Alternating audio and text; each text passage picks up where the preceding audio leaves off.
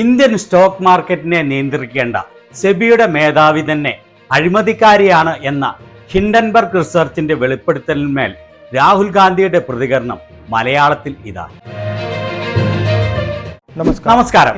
നിങ്ങൾ ഇന്ത്യയും ഓസ്ട്രേലിയയും തമ്മിലുള്ള ഒരു ഇന്റർനാഷണൽ ക്രിക്കറ്റ് മാച്ച് കണ്ടുകൊണ്ടിരിക്കുകയാണെന്ന് വിചാരിക്കുക.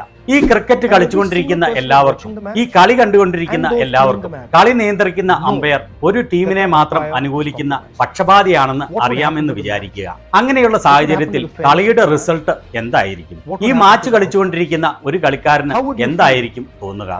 ഇതിനു തത്തുല്യമായ കാര്യമാണ് ഇന്ത്യൻ സ്റ്റോക്ക് മാർക്കറ്റിൽ നടന്നുകൊണ്ടിരിക്കുന്നത്. കഴിഞ്ഞ കുറെ നാളുകളായി കൂടുതൽ ആൾക്കാർ ഇന്ത്യൻ സ്റ്റോക്ക് മാർക്കറ്റിൽ നിക്ഷേപങ്ങൾ നടത്തുന്നു. അവർ സത്യസന്ധമായി കഠിനാധ്വാനം ചെയ്ത് സമ്പാദിച്ച അവരുടെ സമ്പാദ്യം സ്റ്റോക്ക് മാർക്കറ്റിൽ നിക്ഷേപിക്കുന്നു. ഇന്ത്യൻ സ്റ്റോക്ക് മാർക്കറ്റിൽ നിക്ഷേപിക്കുന്നത് വലിയ റിസ്ക് ഉള്ള കാര്യമാണെന്ന് നിങ്ങളെ അറിയിക്കേണ്ടത് പ്രതിപക്ഷ നേതാവ് എന്നുള്ള നിലയിൽ എന്റെ കടമയാണ്. അതിന് കാരണം സ്റ്റോക്ക് മാർക്കറ്റുകളെ നിയന്ത്രിക്കേണ്ട സ്ഥാപനങ്ങൾ സത്യസന്ധമായി പ്രവർത്തിക്കുന്നില്ല എന്നുള്ളതാണ്. എന്തുകൊണ്ടാണ്, എങ്ങനെയാണ് ഈ സ്ഥാപനങ്ങൾ അവരുടെ കടമ നിർവഹിക്കുന്നില്ല എന്നുള്ളത് ഞാൻ വ്യക്തമാക്കാം. നിയമവിരുദ്ധമായി ഷെയറുകൾ വാങ്ങിക്കൂട്ടുകയും വിദേശത്തു നിന്നുള്ള കള്ളപ്പണം ഉപയോഗിച്ച് ഷെയറുകളുടെ വില കൃത്രിമമായി പെരുപ്പിച്ച് കാണിക്കുകയും ചെയ്യുന്നു എന്ന വളരെ ഗുരുതരമായ ആരോപണം അദാനി ഗ്രൂപ്പിനെതിരെ പുറത്തു വന്നിരുന്നു. സെബി ചെയർപേഴ്സൺ മാധവി ബുച്ചിനും അവരുടെ ഭർത്താവിനും ഇങ്ങനെയുള്ള ഒരു കടലാസ് കമ്പനിയിൽ നിക്ഷേപം ഉണ്ടെന്നുള്ള വാർത്തകളാണ് ഇപ്പോൾ പുറത്തു വരുന്നത്. ഇത് വളരെ സ്ഫോടനാത്മകമായ ആരോപണമാണ്. കാരണം ഇതിൽ പറയുന്നത് അമ്പയർ,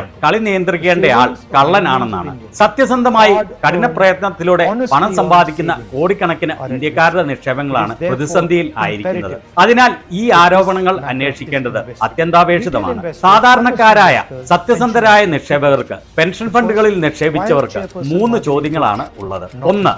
എന്തുകൊണ്ടാണ് സെബി ചെയർമാൻ മാധവി ബുച്ച് രാജിവെക്കാത്തത്? 2. ഈ വന്നിരിക്കുന്ന ആരോപണങ്ങളിൽ കഴമ്പുണ്ടെങ്കിൽ അതിന്റെ ഫലമായി നിക്ഷേപകർക്ക് ധനനഷ്ടം വന്നെങ്കിൽ അതിന് ഉത്തരവാദി ആരാണ്? പ്രധാനമന്ത്രി നരേന്ദ്രമോദിയോ, മാധവി ബുച്ചോ, അതോ അദാനിയോ? 3. അദാനിക്കെതിരെയുള്ള ആരോപണങ്ങൾ സുപ്രീം കോടതി നിരീക്ഷിച്ചതാണ്. ഇപ്പോൾ പുറത്തു വന്നിരിക്കുന്ന സ്ഫോടനാത്മകമായ ഈ ആരോപണങ്ങളിന്മേൽ സുപ്രീം കോടതി സ്വമേധയാ അന്വേഷണം നടത്തുന്നു. പ്രധാനമന്ത്രി നരേന്ദ്രമോദി ഒരു ജോയിന്റ് പാർലമെന്ററി കമ്മിറ്റിയെ വെച്ച് ഈ ആരോപണങ്ങൾ അന്വേഷിക്കുന്നത് എതിർക്കുന്നത് എന്തുകൊണ്ടാണ് എന്ന് പകൽ പോലെ വ്യക്തമായിക്കൊണ്ടിരിക്കുകയാണ്.